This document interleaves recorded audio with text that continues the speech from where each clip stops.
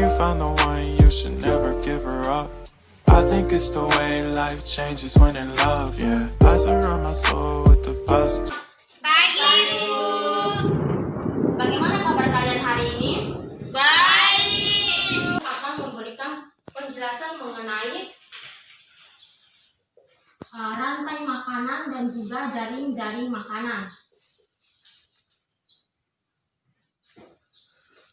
Nah, anak-anak, di sini rantai makanan merupakan suatu peristiwa di mana peristiwa makan ataupun dimakan dalam berurutan tertentu. Dalam rantai makanan, makhluk hidup berperan sebagai produsen, konsumen, dan pengurai atau dekomposer.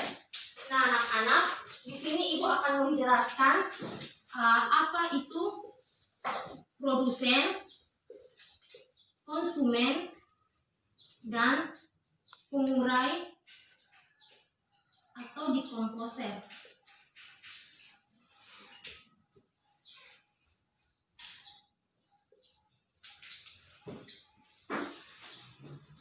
Nah, anak-anak, produsen di sini memiliki arti yaitu suatu penghasil makanan, di mana contohnya seperti tumbuhan. Yang kedua di sini konsumen. Konsumen di sini dibagikan menjadi dua, yaitu konsumen tingkat pertama dan konsumen tingkat kedua. Nah, anak-anak, pada konsumen tingkat pertama di sini terdapat jenis hewan pemakan tumbuhan atau biasa disebut dengan pemakan tumbuhan herbivora. Nah, contoh dari pemakan tumbuhan ini sendiri ada yang tahu seperti apa hewan-hewan pemakan tumbuhan seperti yang kalian ketahui ya, sapi, sapi, sebagainya. Nah, contohnya ini seperti sapi yang tadi telah kalian jelaskan, kalian sebutkan, kambing, dan belalang dan lain seterusnya. Nah, yang kedua ini konsumen tingkat 2. Dalam tingkatan ini terdapat jenis hewan pemakan daging atau karnivora. Contohnya seperti singa, ular, elang, dan harimau dan lain sebagainya. Di sini yang terakhir yaitu pengurai atau dekomposer.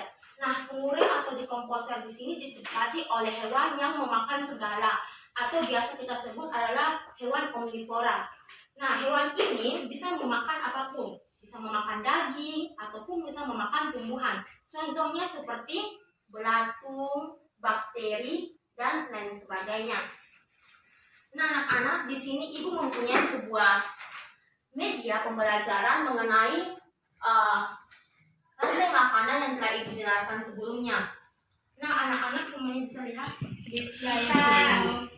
Oke, baik anak-anak. Di sini merupakan sebuah gambar dari rantai makanan yang terdiri dari berbagai macam hewan. Di sini ada rumput, belalang, katak, ular, burung elang, dan lain sebagainya. Di sini Ibu akan menjelaskan cakupan dari hewan-hewan tersebut. Nah, anak-anak, pada kegiatan ini terjadi proses makan atau dimakan. Seperti rumput dimakan oleh belalang. Lalu belalang memakan rumput. Kemudian belalang dimakan oleh katak. Lalu katak dimakan oleh ular. Setelah itu ular dimakan oleh burung elang. Setelah itu burung elang mati, ia menjadi pengurai atau dekomposer. Nah, anak-anak, dalam kegiatan ini dapat disimpulkan bahwa rantai makanan ini memiliki cakupan yang tidak terlalu besar. Dia hanya memiliki cakupan yang pada hewan-hewan tertentu seperti yang telah Ibu jelaskan pada gambar berikut. Nah, anak-anak, mari kita masuk kepada materi yang selanjutnya yaitu jaring-jaring makanan.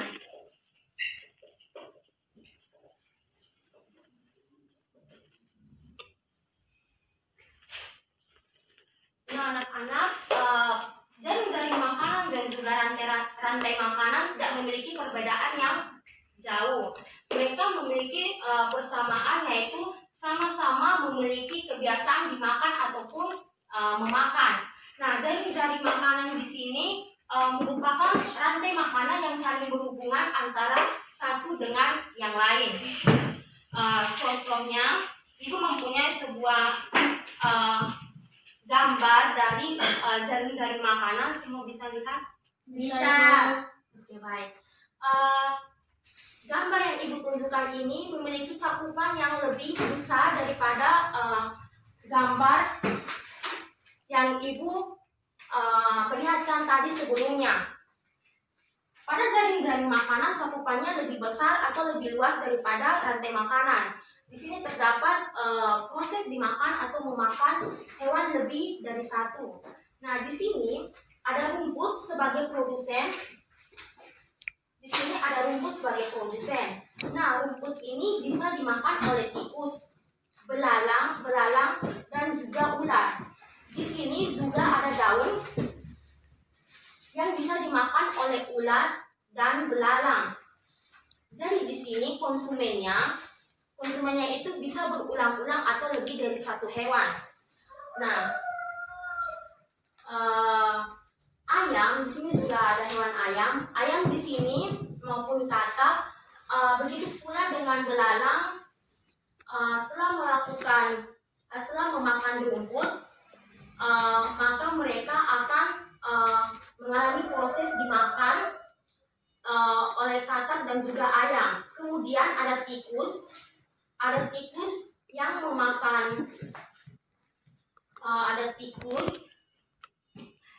memakan padi, lalu dimakan oleh ular. Nah, lalu ular ini mati, kemudian dimakan oleh hewan sesamanya. Jadi dalam jaring-jaring makanan ini terdapat proses yang sama seperti rantai makanan, yaitu dimakan ataupun memakan.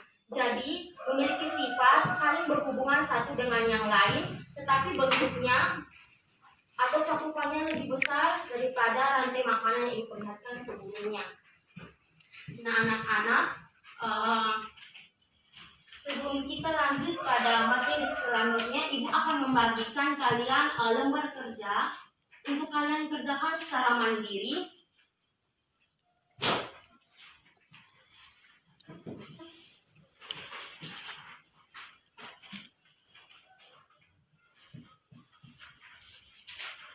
Oke, baik anak-anak, Ibu memberikan kalian waktu 2 menit untuk mengerjakan soal yang Ibu berikan. Setelah itu kalian bisa mengumpulkannya kembali kepada Ibu.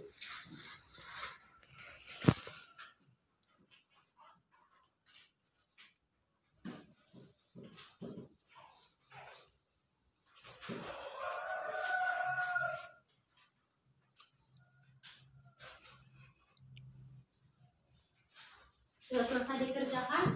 Sudah, Ibu. Ibu akan mengumpulkan kembali.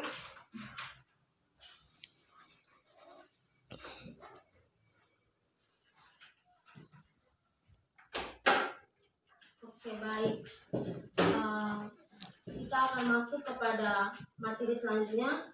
Di sini Ibu akan membagi kalian dalam bentuk kelompok karena di sini ada banyak siswa. Jadi Ibu akan membagi kalian dalam dua kelompok yang berbeda. Di sini Ibu akan memberikan kalian sebuah tugas. Tapi sebelum itu Ibu akan menjelaskan materi selanjutnya mengenai tugas yang akan kalian kerjakan. Nah, anak-anak, tugas yang akan kita kerjakan mengenai dengan materi yang akan dijelaskan, yaitu mengenai pokok pikiran. Nah, anak-anak, pokok pikiran di sini merupakan ide utama dari sebuah paragraf. Pokok pikiran ini juga bisa disebut sebagai pikiran utama, kalimat utama,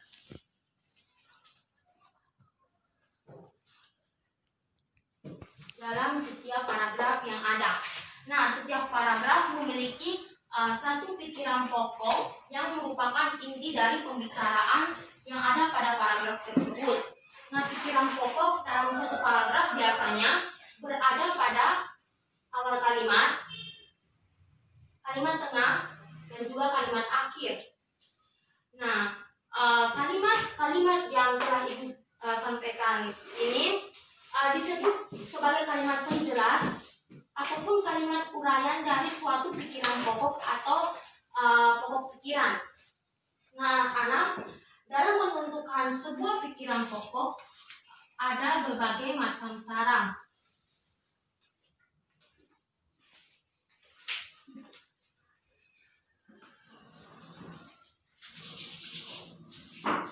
Cara menentukan pikiran pokok yang pertama adalah kita membaca semua kalimat atau sebuah teks yang akan kalian ingin baca. Lalu yang kedua, kalian menandai teks yang kalian baca pada awal kalimat ataupun kalimat tengah dan juga kalimat akhir. Lalu setelah kalian menandai, kalian bisa memilih dari ketiga kalimat ini untuk kalian jadikan yang mana yang kalian merasa cocok untuk dijadikan pokok pikiran. Nah, anak-anak, dari penjelasan sudah Ibu sampaikan, apakah kalian sudah bisa paham? Sudah, Ibu. Oke, baik. Di sini Ibu akan membagi kalian dalam bentuk kelompok, lalu memberikan kalian sebuah pekerjaan untuk kalian kerjakan. Jangan lupa tulis nama, lalu sebelum mengerjakan tugasnya, kalian baca dulu teksnya, lalu di bagian belakang disuruh untuk membuat pokok pikiran. Setelah itu kita akan menunjuk satu persatu untuk maju dan mempresentasikannya ke depan. Ibu beri waktu 3 menit untuk kalian bisa mengerjakannya. Silakan dikerjakan.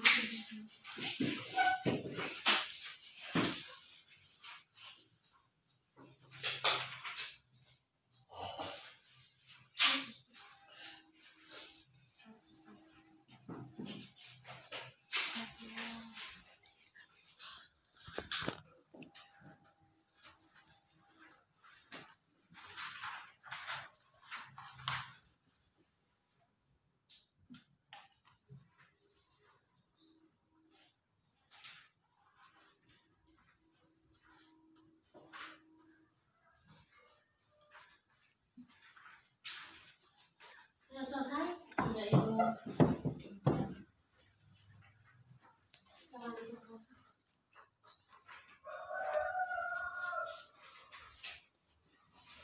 baik. Karena kalian sudah mengerjakannya, Ibu akan panggil satu persatu untuk maju ke depan dan menyebutkan pokok pikiran dari teks yang kalian telah baca tadi. Yang pertama, Ibu akan panggil Pascalia. Mereka maju ke depan untuk mempresentasikannya.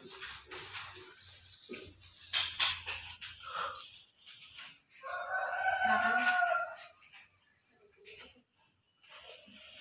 Baik, ide pokok dari teks rantai makanan dan jaring-jaring makanan adalah kebergantungan antara makhluk hidup dan lingkungannya menjadi bagian dari kehidupan di dalam sebuah ekosistem. Ya, baik. Terima kasih. Berikan aplaus untuk Pascalia.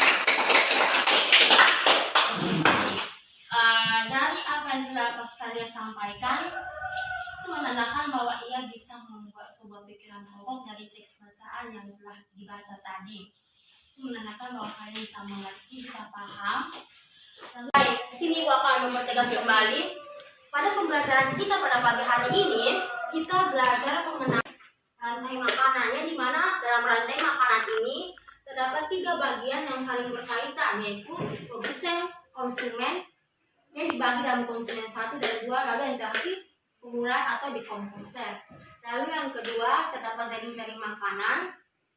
Yang berikutnya kita membahas mengenai pokok pikiran utama, kalimat awal, kalimat tengah, dan juga kalimat akhir. Dan yang terakhir kita dituntut untuk bisa menentukan sebuah pokok pikiran. Nah, anak-anak, pembelajaran kita pada pagi hari ini Ibu akhiri sampai dengan di sini. Ibu harap semuanya bisa memahami apa yang Ibu sampaikan. There's not much to do when all I can is thinking about you.